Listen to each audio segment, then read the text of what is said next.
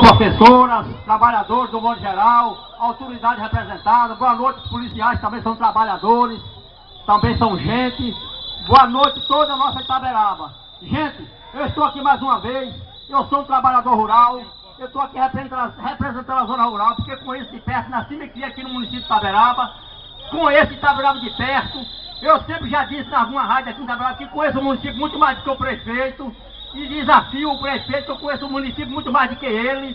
Por que eu digo isso? Porque nasci e me criei no município, não tenho nada contra o prefeito, ele é meu irmão, como todos vocês são meu irmão. Agora eu digo uma coisa, pessoal, esse país só muda quando o povo se unir, porque a palavra de Deus diz assim, ó, que bom que suave é que o povo se unisse e que andasse em união. Eu tô vendo aqui que está faltando união do povo de Itaberaba com medo.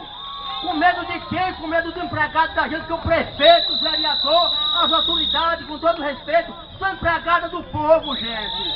Pelo amor de Deus. É preciso que esse povo itaberabense acabe esse medo dos coronéis da vida. As autoridades constituídas têm que ser respeitadas sim, a gente não está se desrespeitando. Eu não sou a favor de baderna não, eu sou cidadão comum, mas aprendi a respeitar até hoje e sem respeitar as autoridades.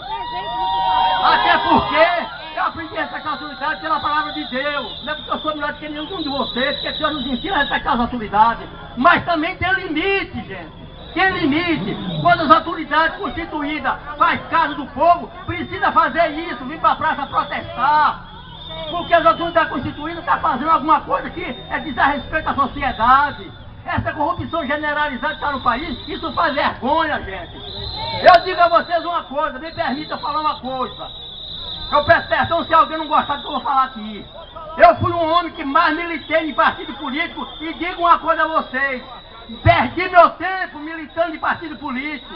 Eu fui usado como trabalhador rural. Como trabalhador rural que não tem experiência, não tem estudo, não tem formatura, mas tem um dom que Deus me deu. Eu fui usado 25 anos puxando o saco do PT, quando o PT chegou no poder, fez essa corrupção, essa miséria toda que está aí. Isso faz vergonha. Eu digo a você, não faça parte de nenhuma agremiação política. Até porque, sabe por quê, irmãos? Porque o povo unido não precisa de partido. O povo unido jamais será vencido. A voz do povo é a voz de Deus. Viu? Então eu tô